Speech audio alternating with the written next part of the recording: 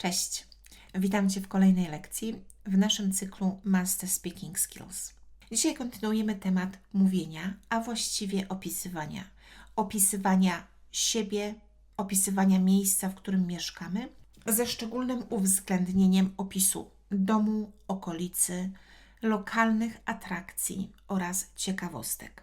I w tym wszystkim pomoże nam przygotowanie ogłoszenia, ponieważ tytuł tej lekcji brzmi Dom za dom. Przed Tobą dwa cele językowe. Po pierwsze, mówienie. Nauczysz się, jak opisywać siebie. Bardzo krótko. Jak opisywać siebie oraz jak opisywać miejsce, w którym mieszkasz. I to, na co chciałabym zwrócić uwagę, to płynność wypowiedzi. Ponieważ już wiesz, że w mówieniu, oprócz słownictwa, oprócz wymowy, ważna jest również konstrukcja, schemat, czyli jak taka wypowiedź jest zbudowana. Mówiłam o tym w poprzedniej lekcji, kiedy pokazywałam Ci, jak opisać zdjęcie, jak opisać ilustrację. Wtedy pokazywałam Ci poszczególne elementy, krok po kroku, od czego zacząć i na czym skończyć.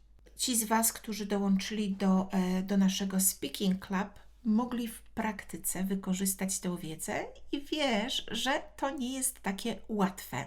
Ale po to właśnie spotykamy się co miesiąc i po to są te lekcje, aby ćwiczyć. Ćwiczyć, aż się nauczysz. Dlatego, kiedy połączymy te wszystkie elementy, kiedy połączymy właśnie słownictwo, wymowę, konstrukcję, Twoja wypowiedź będzie płynna, będzie naturalna, no i oczywiście mniej stresująca. I taki jest ten cel. Drugi cel tej lekcji, jak i poprzedniej, to użycie w praktyce wiedzy ze wszystkich lekcji z Akademii. Wiem, że samemu jest Ci być może ciężko wrócić, żeby powtarzać materiał z Akademii, więc będziemy to też robić właśnie przy okazji takich lekcji związanych z mówieniem. Jeżeli chodzi o zadanie do tej lekcji, to jest ono dość proste. Twoim zadaniem będzie przygotowanie ogłoszenia. I tutaj forma zależy od Ciebie. Może to być po prostu napisanie ogłoszenia według tego wzoru, o którym zaraz będziemy rozmawiać. Może to być przygotowanie prezentacji ze zdjęciami, jeżeli lubisz przygotowywać takie prezentacje. Może to być, i to już jest takie wyzwanie dość ambitne, może to być przygotowanie wideo, czyli nagrania, to w jaki sposób prezentujesz siebie i miejsce, w którym mieszkasz. Forma zależy od Ciebie. Dlaczego o tym wspominam jeszcze teraz? Akademia, i takie jest jej założenie, to nie jest Netflix. To znaczy, nie przychodzisz tutaj, żeby oglądać moje lekcje wideo. Nawet jeżeli je bardzo lubisz, to samo oglądanie nie pomoże Ci w nauce języka polskiego. Oglądanie to jest absolutnie pasywna forma.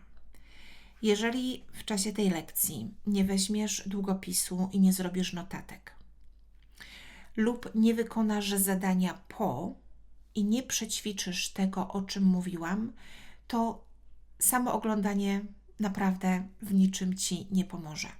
Dopiero Twoja praca, Twoje praktyczne wykorzystanie całej tej teorii, tego wszystkiego, o czym mówię, pomoże Ci w nauce polskiego i w osiąganiu coraz lepszych rezultatów. Także Twoja praca jest tutaj najważniejsza, praca jest po Twojej stronie.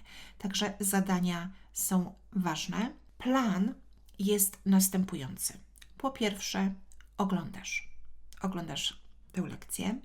W czasie tej lekcji, to jest numer 2, możesz robić notatki.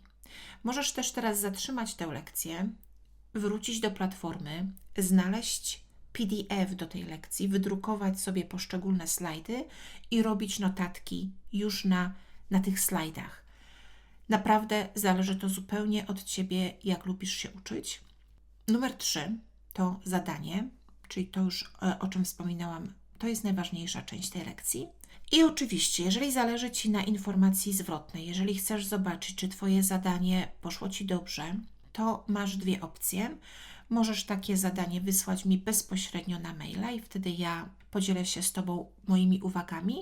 Możesz też dołączyć do naszego Speaking Club, czyli naszych lekcji grupowych, gdzie możesz też przedstawić swoją pracę, możemy o tym porozmawiać i będziesz mieć taką informację zwrotną, taki feedback od razu. Także to jest plan na dzisiejsze spotkanie. Jak już wspominałam, do tej lekcji posłuży nam motyw wymiany domów, czyli dom za dom. Wymiany domów na wakacje. Bardzo przyjemny temat, poruszający wyobraźnię. Temat zainspirowany filmem The Holidays, amerykańskim filmem The Holidays, który opowiada o wymianie domów na okres świąt. W tym filmie bohaterki w dość kiepskim momencie swojego życia postanawiają zrobić coś bardzo szalonego i postanawiają wynająć dom na wakacje. Znajdują się przypadkowo na stronie właśnie poświęconej wymianie domów. Znajdują swoje ogłoszenia, wymieniają kilka informacji, kilka maili odnośnie szczegółów i w tym samym czasie wyjeżdżają na wakacje. Jest to na pewno jakiś sposób na przeżycie wakacji, na przeżycie jakiejś ekscytującej przygody. No i oczywiście wymiana domów jest za darmo. Ja nigdy nie korzystałam z takiej formy, ale bardzo zbliżone jest podróżowanie korzystając z Airbnb, czyli znajdujesz właśnie opis czyjegoś mieszkania, domu na stronie internetowej i w zależności od tego opisu decydujesz się właśnie na wakacje w czyimś miejscu. Czyli jedziesz na wakacje, ale z drugiej strony jakby mieszkasz w domu, w mieszkaniu. Także jeżeli korzystałeś kiedyś z Airbnb lub z wymiany domów, to wiesz, że taki opis bardzo wpływa na Twoją decyzję. Czyli czy decydujesz się na ten dom, czy nie.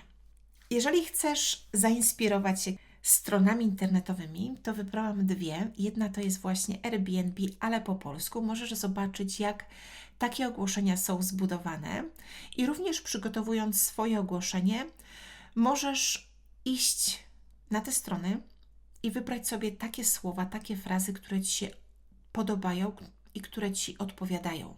Znalazłam też polską stronę Dom za Dom i możesz sobie zobaczyć, jak to wygląda, możesz się tym zainspirować. Twoim zadaniem będzie przygotowanie takiego skutecznego, dobrze skonstruowanego ogłoszenia i będzie to ogłoszenie składać się z kilku części. Ja wyszczególniłam 6. Oczywiście to nie jest jedyna opcja, ale ja zdecydowałam o takiej formie. Oczywiście na górze, jak widzisz, jest miejsce na nagłówek. Nagłówek jest dość ważny. I potem mamy poszczególne części. I mniej więcej tak możesz wykorzystać też ten szablon do napisania swojego ogłoszenia. Te poszczególne części to właśnie nagłówek, w pierwszym tekście opis Twojego domu i zaraz szczegółowo przejdziemy jeszcze przez te poszczególne elementy.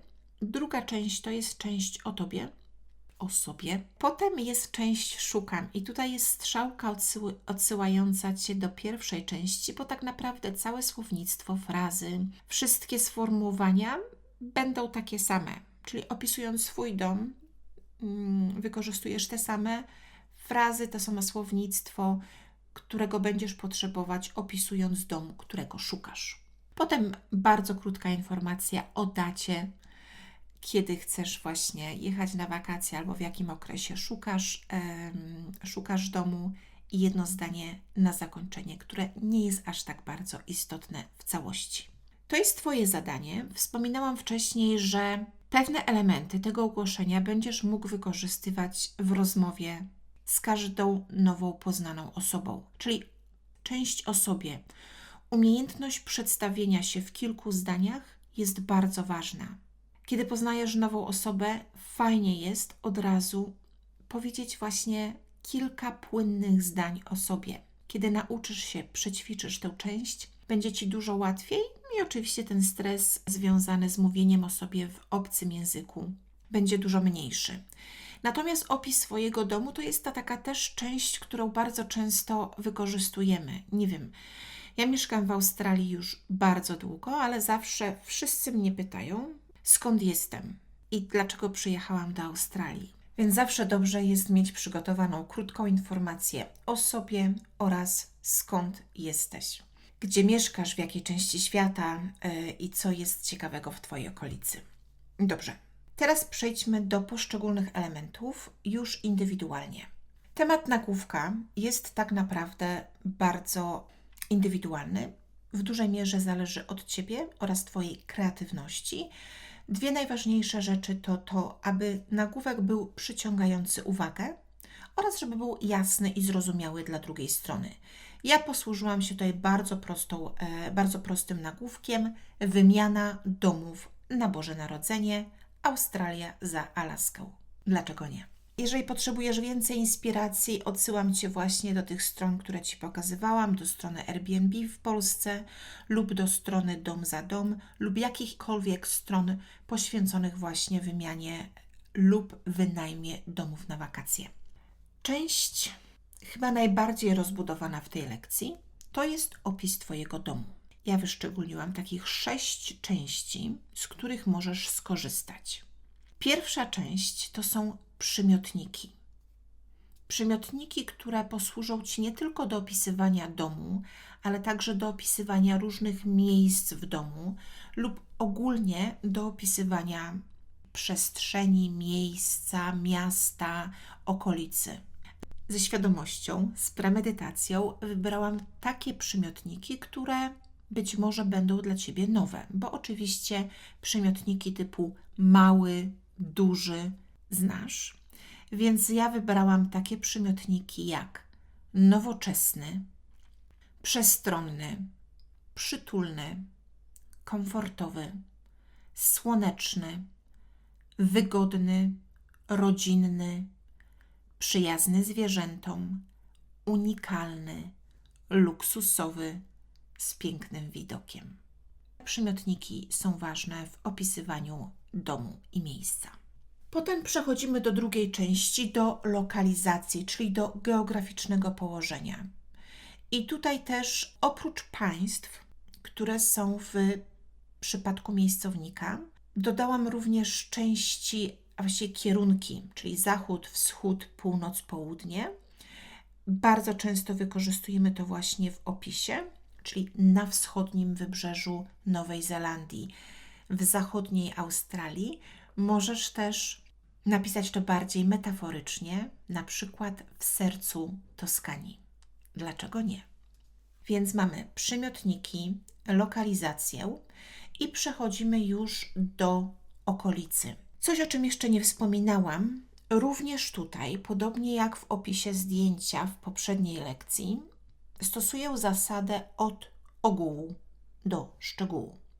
Czyli najpierw jakiś ogólny przymiotnik charakteryzujący mój dom i potem opisuję najpierw jakby miejsce w świecie, czyli na przykład w zachodniej Australii, a potem przechodzę już do mniejszego położenia geograficznego, mniejszej powierzchni, czyli przechodzę albo do miasta, albo do rejonu, albo do jakiegoś miasteczka, wsi, w zależności od tego, gdzie mieszkam. Czyli mogę powiedzieć spokojne miasto, relaksująca dzielnica z parkami, centrum miasta, obrzeża miasta i tak dalej. Czyli jakby już zawężam tutaj obszar geograficzny. I znów wybrałam takie formy, które być może są mniej znane, tylko dlatego, żeby też nauczyć się czegoś nowego. Więc możemy właśnie opisać spokojną, relaksującą dzielnicę. Możemy też opisać położenie względem wody, czyli blisko plaży, blisko jeziora, nad rzeką, jeżeli akurat woda jest gdzieś w naszej okolicy. Możemy też posłużyć się tutaj opisywaniem takich wygód, czyli co jest blisko sklepów, blisko muzeum, blisko lotniska, blisko autostrady lub wręcz przeciwnie, daleko od autostrady. To zależy od Ciebie. I przechodzimy potem już z okolicy do domu, czyli wchodzimy już do Twojego domu i w tej części masz słownictwo związane z domem. Są również tutaj liczebniki i o tym będę jeszcze wspominać, czyli liczba pojedyncza i liczba mnoga. liczebniki. Jedna sypialnia, ale 2-3 sypialnie. Jedna łazienka, ale 2 łazienki. Możesz również te rzeczowniki związane z domem połączyć z przymiotnikami z pierwszej części, czyli może to być nowoczesna kuchnia albo przestronny salon. Może to być też rodzinny dom, może być luksusowy basen i tak dalej. Czyli możesz połączyć rzeczowniki z przymiotnikami. Oprócz opisywania domu, możesz też zaznaczyć coś, co jest takie wyjątkowe w tym domu, albo coś, co może zachęcić drugą osobę. Jeżeli ktoś szuka domu, a jednocześnie chce tam pracować, znaczy szuka domu na wakacje, jednocześnie musi pracować na przykład, to szybkie Wi-Fi jest ważne. Jeżeli chcesz przyjechać do Australii na okres Bożego Narodzenia, to klimatyzacja jest ważna, ale jeżeli, jak z mojego ogłoszenia, chcę pojechać na Alaskę, to raczej będę szukać ogrzewania i kominka. Możesz szczegółowo opisać też poszczególne elementy, na przykład duży ogród z miejscem na grilla, jeżeli akurat takie masz, albo duży ogród z hamakiem i placem zabaw dla dzieci. Więc tej części poświęć chwilę. To nie musi być długie. Ważne, żeby było dobrze skonstruowane. I jeszcze 2 części, które chciałabym tutaj omówić. Dobrze jest zaznaczyć, dla kogo jest ten dom. Ja wyszczególniłam kilka opcji. Idealny dla rodziny z dziećmi lub idealny dla pary. Może też być idealny dla dużej grupy, jeżeli to jest jakiś olbrzymi dom, lub idealny dla rodziny ze zwierzętami. Więc jest też kilka opcji.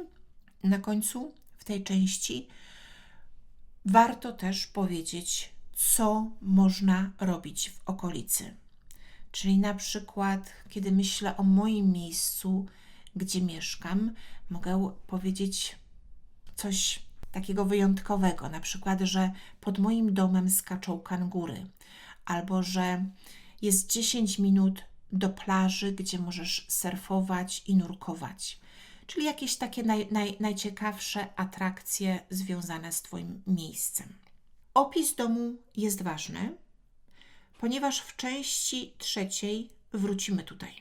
Ale teraz, żeby było po kolei, część 2, czyli o sobie. I znów kilka takich podstawowych informacji. To nie jest nic nowego i na pewno już doskonale tę część znasz, czyli umiejętność przedstawienia się. Kim jesteś? Jaka jesteś? Z kim podróżujesz? Jaki masz styl życia, zainteresowania? Oczywiście możesz moje imię zastąpić swoim imieniem, kiedy mówisz mam na imię albo nazywam się i te podstawowe informacje też dopasujesz do siebie. Czyli na przykład mam na imię Magda, mieszkam w Australii, jestem nauczycielką, jestem młoda, dlaczego nie? Jestem bardzo otwarta i optymistyczna, również odpowiedzialna. Podróżuję z rodziną, z mężem, z dziećmi. Uwielbiamy podróże i sport i tyle. Kilka takich podstawowych informacji. To może być coś bardziej skomplikowanego, nie musi być dłuższe. Twoje zdania mogą być po prostu inaczej zbudowane. Ale dobrze jest mieć taką informację o sobie. Przechodzimy zatem do części 3, czyli szukam. W tej części opiszesz dokładnie miejsce, którego szukasz na wakacje. Jeżeli będę kontynuować mój nagłówek, czyli dom w Australii za Alaskę, w tej części posłużę się słownictwem z opisu mojego domu, bo tak naprawdę będę potrzebować tego samego. Czyli mogę powiedzieć, że szukam przytulnego domu z pięknym widokiem na Alasce, w zachodniej części albo w południowej części Alaski. Więc znów korzystam z tej pierwszej grupy słownictwa. Oczywiście mogę opisać, na czym mi zależy, że chcę, żeby, nie wiem, było blisko jakichś atrakcji turystycznych, że szukamy domu z przynajmniej 2 sypialniami, z 1 łazienką, z kuchnią, z salonem, z ogrzewaniem, kominkiem i tak dalej. Czyli znów w tej części szukam, korzystam ze słownictwa z pierwszej części.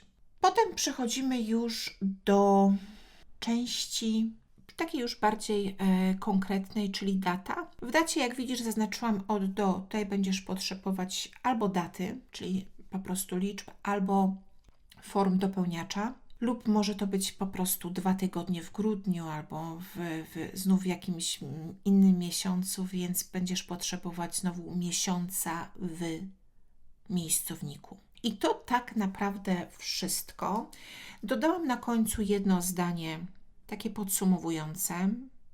Możesz je skopiować, możesz wymienić na coś innego, możesz je w ogóle pominąć, ponieważ najważniejsza część tego ogłoszenia to opis Twojego domu, opis Ciebie, czego szukasz i kiedy. Co jest jeszcze ważne i o czym chciałabym Ci powiedzieć? Kilka rzeczy gramatycznych. Po pierwsze, w części przymiotników, czyli tam, gdzie było nowoczesne, przestronny, przytulny i tak dalej, umieściłam wszystkie przymiotniki w rodzaju męskim. Natomiast podkreślam, tak żeby Ci się nie zapomniało, że każdy przymiotnik występuje w 3 rodzajach, czyli albo w rodzaju męskim, albo w żeńskim, albo w nijakim. W zależności od tego, jaki rzeczownik opisuje. Czyli jeżeli mamy rzeczownik dom, który jest z rodzaju męskiego, przymiotnik będzie również rodzaju męskiego, czyli mamy przestronny dom. Jeżeli mamy wyraz rodzaju żeńskiego, kuchnia, to oczywiście przymiotnik również będzie rodzaju żeńskiego, przestronna kuchnia.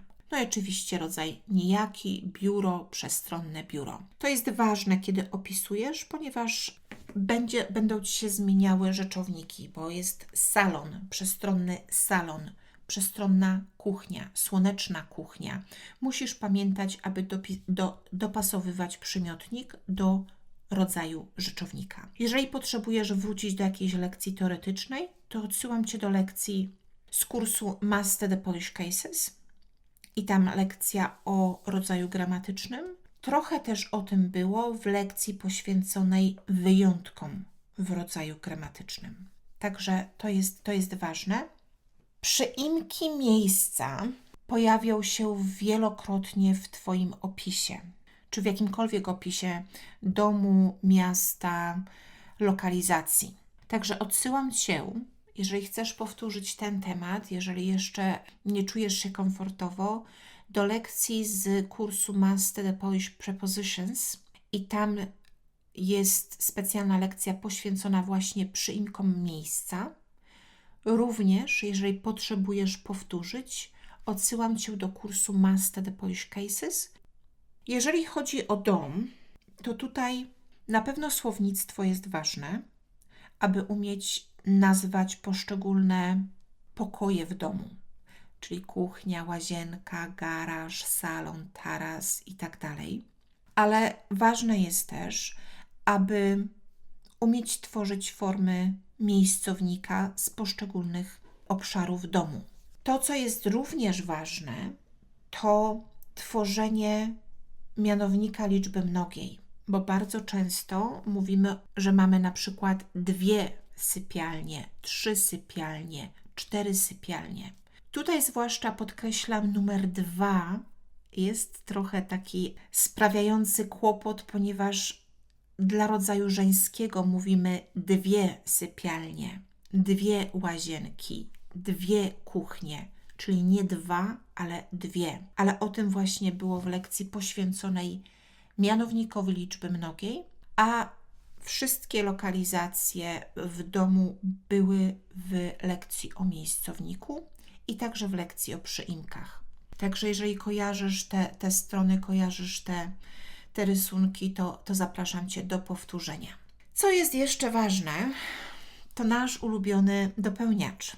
W części, której opisujemy szukam, czyli szukam domu na wakacje, szukam mieszkania, szukam miejsca, sklepu i tak dalej, po czasowniku szukać potrzebujemy dopełniacza.